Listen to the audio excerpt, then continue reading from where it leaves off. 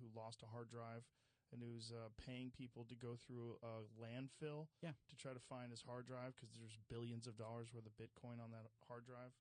Yeah, people lose their. His whole thing was he did this thing with Ultimate Bet. So he was one of the lawyers. So there's this poker site called Ultimate Bet, and he got caught in this scandal where they had enabled this thing called, hey, just make this problem go away. This is the CEO. Like, go blame it on somebody else. Go blame it on some third party that got access to our website. Say it was like a glitch or something. And so that is wire transfer, and it's kind of expensive to do these. Like, you pay all these fees for wire transfers. So the idea is like, okay, well, if you have crypto, those wire fees can go down. And instead of taking, maybe a day or something, it'll take like the fact that this guy, he got away with lying so long and perpetuating this image of himself as this generous billionaire. He's sort of the next Warren Buffett, that when everything goes wrong, ultimately going to find out what we're doing here. How many more of these are out there in the world? As big as FTX, in the terms of service, they said results may vary.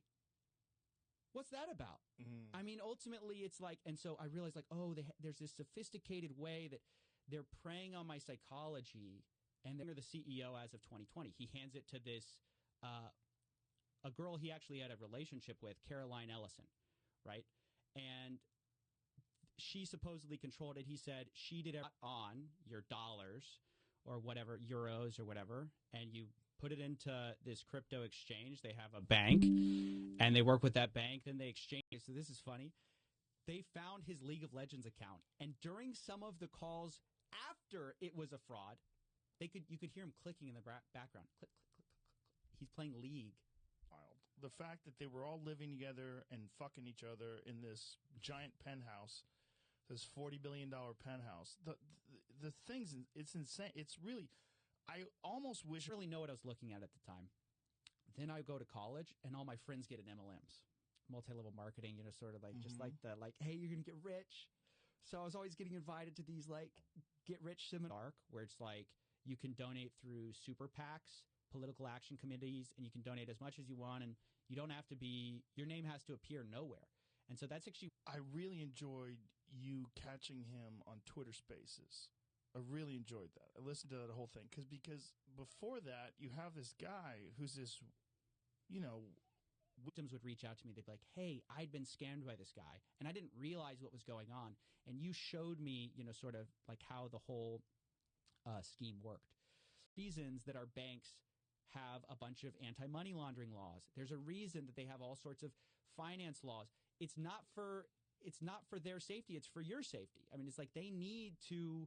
So they were paying everybody to promote this FTX crypto exchange.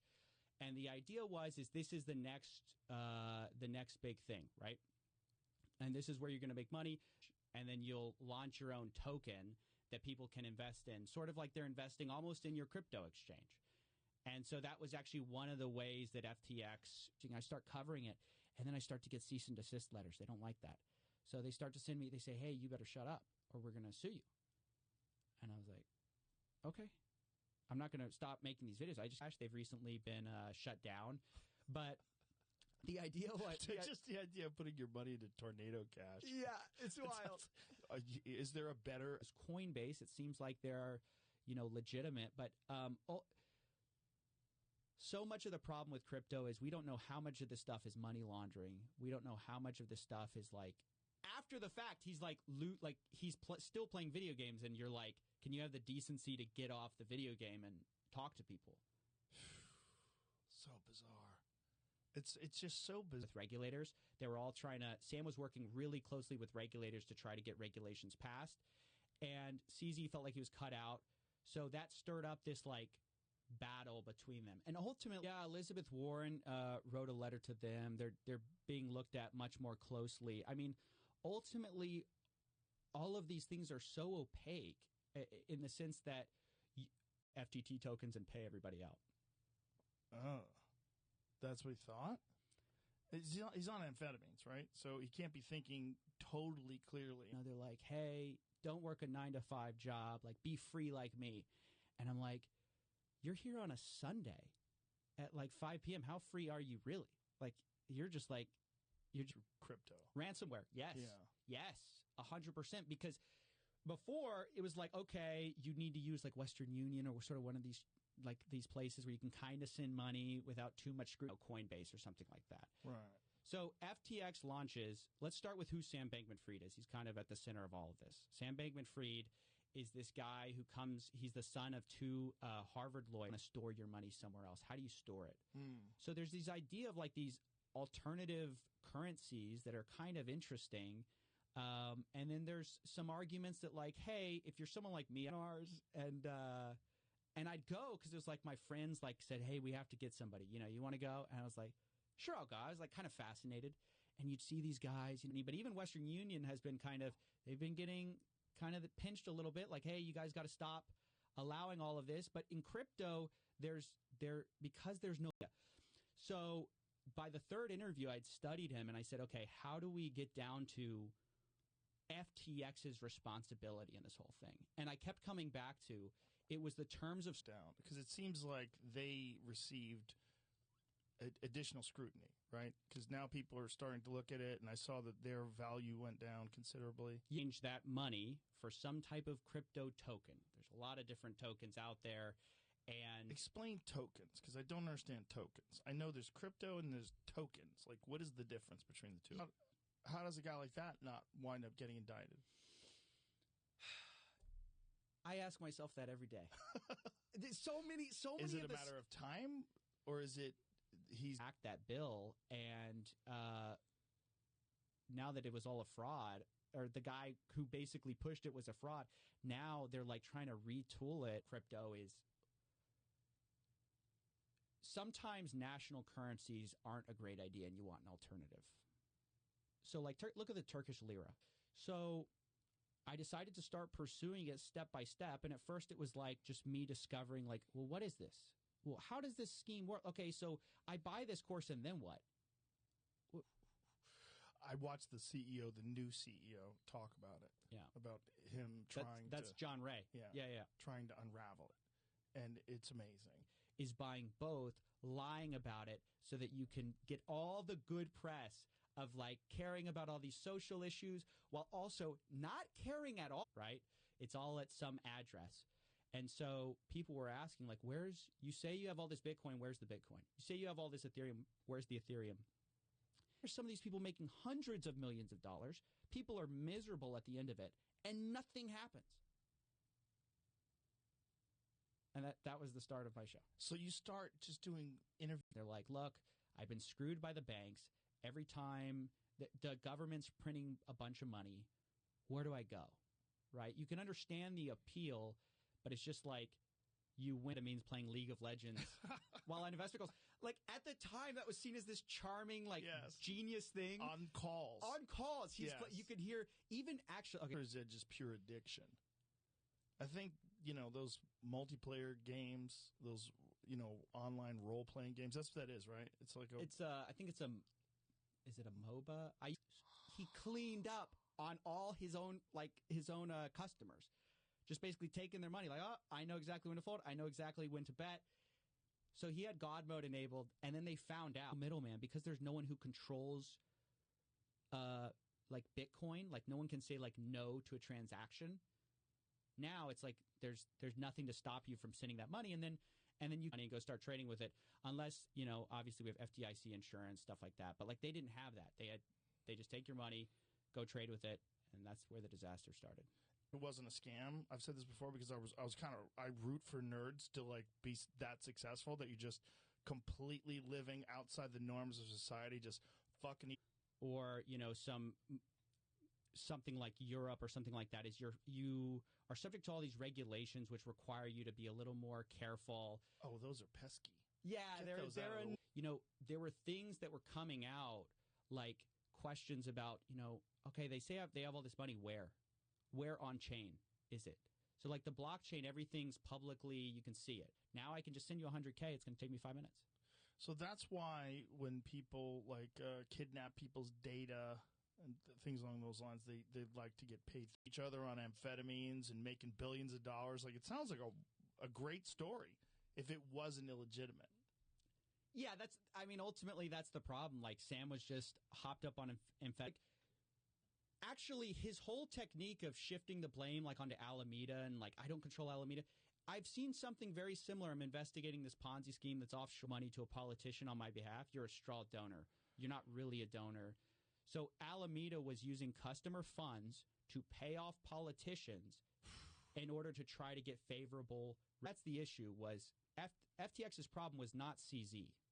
Ultimately, he's kind of the guy who, like, pushed over the house made. So before, it's like, if I send you $1 and then you send that dollar on, we can easily trace that back to me, right? It's like here. But if I send $1 to you and everyone's sending you $1, and then you're sending $1 to all T's for a while, but like, so I eventually like pivoted into this crypto direction and learned all about that. But it started just from a curiosity about scammers, and I wanted somebody to say, "Gay, so like, can you do this?" So someone had to be gay to do it, like. No, basically they were like, we need someone trustworthy we can trust to do this. So, hey, you're going to be the guy. Like, we can take that money and you can send it to what's called a mixer, which is this, like, fancy language for a way to, like, anonymize your transaction. Like, you put it... And probably overly confident. Yeah, it's pretty clear he didn't see, like, the full scope of the situation, especially at first. It seemed like he thought, he was like saying FTX US they're setting it up with like, I used to be broke like you. Well, that's a strategy. A lot of these guys were never broke, right?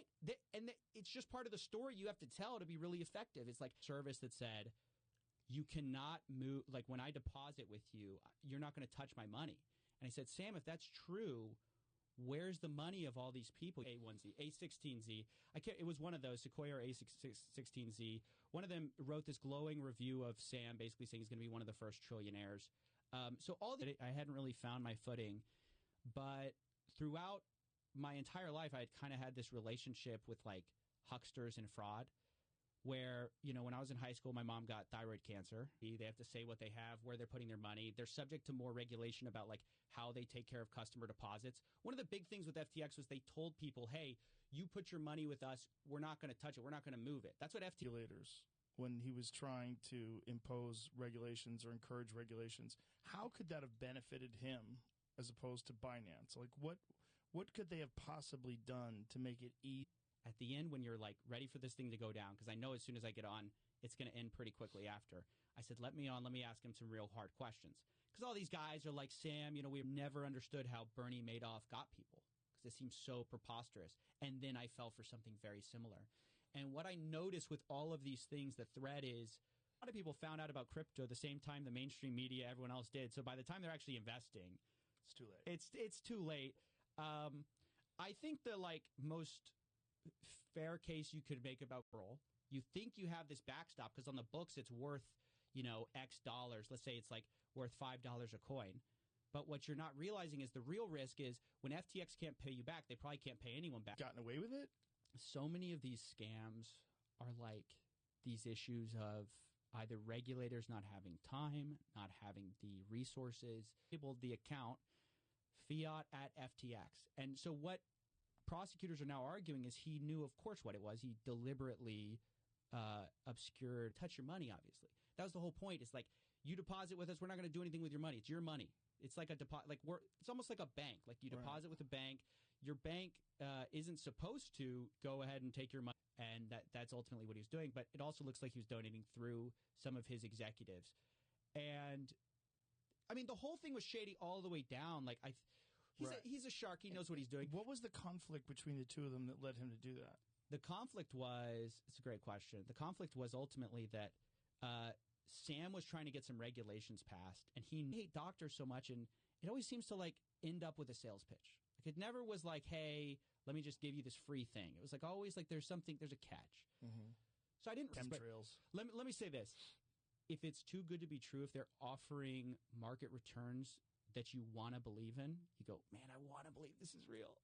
Yeah, tokens like is the individual, you can think of currency, right? So it's like the individual. So Bitcoin is, you have Bitcoin. Then you have, it's one of the cryptocurrencies. You have Ethereum. You know what I mean? Right. It's like people get away with it. It's just there's too many people doing it. And you'll catch some people, but ultimately a lot of people will just basically skate by, even though by all rights they should have been It's really interesting because it was like a battle between FTX and one of their competitors, Binance. So the owner of Binance is, I think it's Changpeng Zhao. He goes by C crypto keys all the time. I mean, it's kind of an interesting idea where you go, I'm going to get in before everyone else. But a lot more, and like one of the first things the guy does is he controls it, but he renounces ownership. He goes, oh, I'm passing it off to some sham director. And he goes, I don't have anything to do. I don't know. Fine. And then FTX US went bankrupt. And he's the one who put it into bankruptcy. And then he's telling everyone, oh, no, the money's actually still there. I mean, he was constantly giving a conflicting narrative. He said, well, hey, can we restructure all this money that went through me like a loan so that we can, say that I took a loan out and I was donating so we didn't violate any laws. They never ended up doing that. But the problem is, when at the exact moment FTX can't pay you back is the exact moment that FTT becomes worthless. So you think you have all this collateral. I have 2 employees, and both of them are overseas. Like one of them's in London, one of them's in Ukraine. And so for me, I have to pay them, and I have to do the bit of what's going on. Now he's still like trying to say he did nothing wrong. He maintains he's innocent. And right now, actually, the big, like, kind of scam reactions, but not much. What I noticed is it resonated with people beyond the views, if that makes sense. Like, I was just like, there was something different about the reaction to it. Like, and, Vic, you can't do that and then say, oops, I played a little too much of my video games and lost billions of dollars. Like, this doesn't fly. Well, he wasn't saying that I played the video games. Yeah, and that's why I lost the money. But I'm blanking on the name right now. But A1Z? What is that? No. I'm sorry. I'm blanking on. It's this famous. I'm going to remember it right after I get out of here. It's one of the famous FTX's influence went from the Bahamas, reaching into the United States, while technically not really being regulated by the United States. Yeah, they were the number 2 donor to the Democratic Party. Everything. I don't have access to the book. Like, I basically knew nothing. So anytime you'd call him out on an issue, you'd say, "Where's the money?" He goes, "Well, I don't know. It's gone. It's Alameda Research. Ask Alameda." These exchanges where it was worth more. So he was arbitraging this difference in prices. And then after he made his money that way, he not actually like this incredible business that you thought it was, that you're going to get rich easily. So don't do that. Go do crypto. You got to get into crypto now. And then it became they bring on people like Tom Brady to promote it. Larry David in the Super Bowl. They kind of get buy-in from all these big sort of names, and also I'll have to my feeling is offshore entities should not be they're not subject to our rules. How can you allow offshore, like, I don't know. It's so we were warning people, hey, this is probably insolvent, get your money out.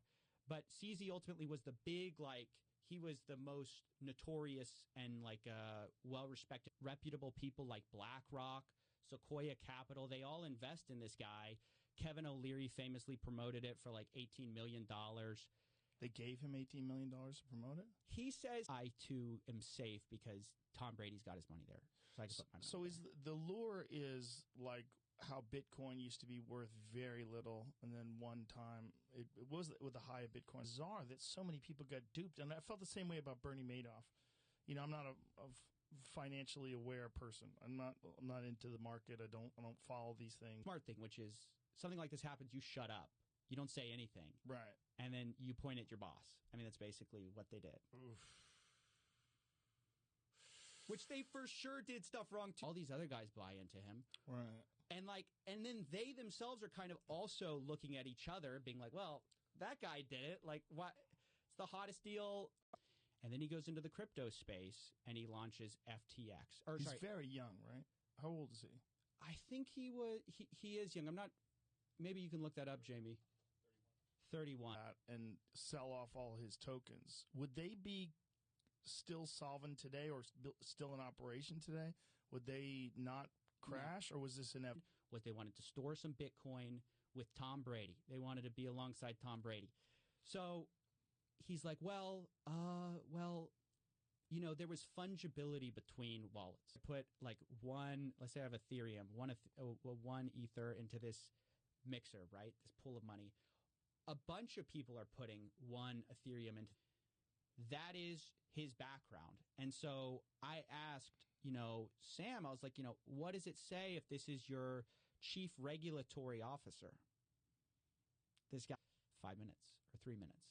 So I don't want to give off the idea that like there's nothing here, but the problem is that with the guy who enabled God or who helped cover up God mode, and he's like, well, I don't want to comment on other people, or it's just like, well, how does he skate on that? Like God mode on Ultimate Bet, where the CEO could see everybody's hands and play on the site, seeing everybody's hands.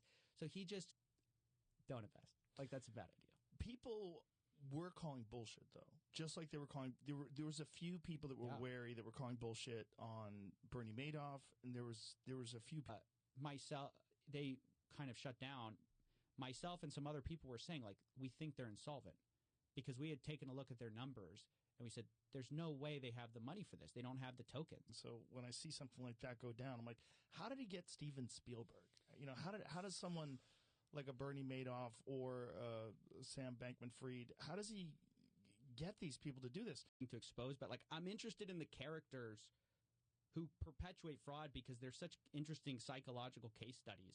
Sam Bankman-Fried, you could probably write a whole book about outright the proceeds of criminals. I mean, we know that these criminals do launder their money through a lot of these crypto exchanges, through mixers. It's just sort of the on Twitter. I probably butchered his name, but he was actually originally sort of an ally of Sam. So he invested in FTX early on, put $100 million in, and he was really well regarded in Wall Street.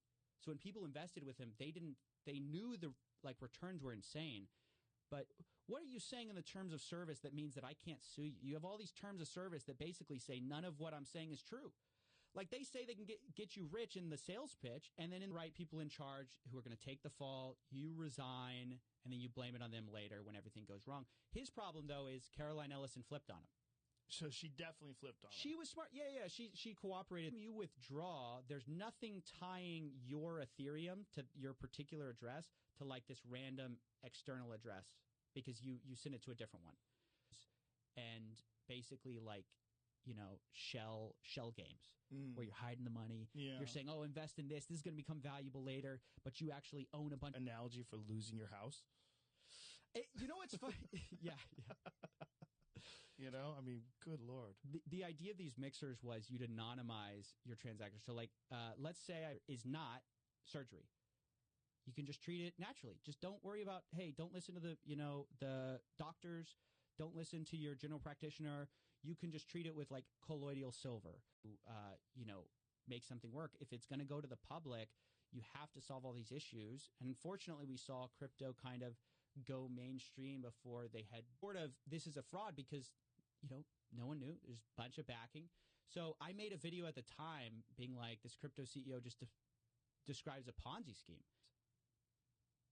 And it's like, well, what's fungibility mean? It means whether you were a guy withdrawing who is this degenerate day trader or something. Because I was just like, why does this make some people tens of millions of dollars and nothing happens? Then he comes up, prep school. He's kind of like built for success, right? He goes to MIT, goes to Jane Street as this quantitative trader.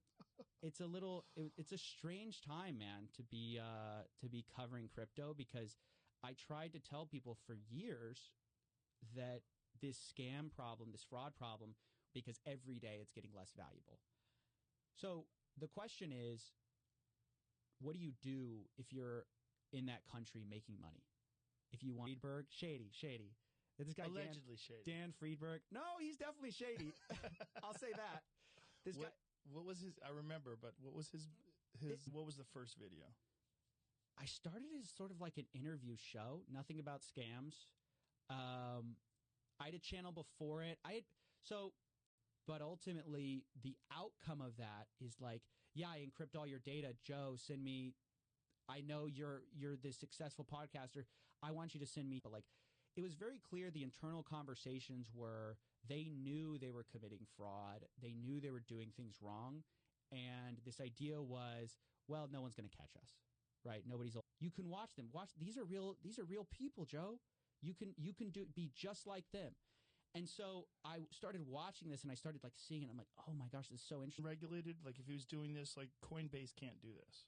Is that correct? Yeah, Coinbase is much more heavily scrutinized. They actually have to file with the SEC left. And ultimately, because they had lost billions of dollars, it left billions of dollars in credit claims, basically. They didn't have the money. These guys basically, a lot of these people backed Sam with the highest endorsements. And so if you're just an average person, you're thinking, well, how much more due diligence can I do than all these other guys? That's what ultimately matters is how much do you have on deposits that you owe out? And so with Binance, we don't really know. The only one we have a little bit more of a look into is you put $100,000 into this little mixer, and then it sends $100,000 out later, and nobody knows where that money came from. What is a mixer? How does it work? It's interesting. So the most famous example is Tornado Cash. Fight, like one of the best ways to fight crime is at their wallets, like take away their banking.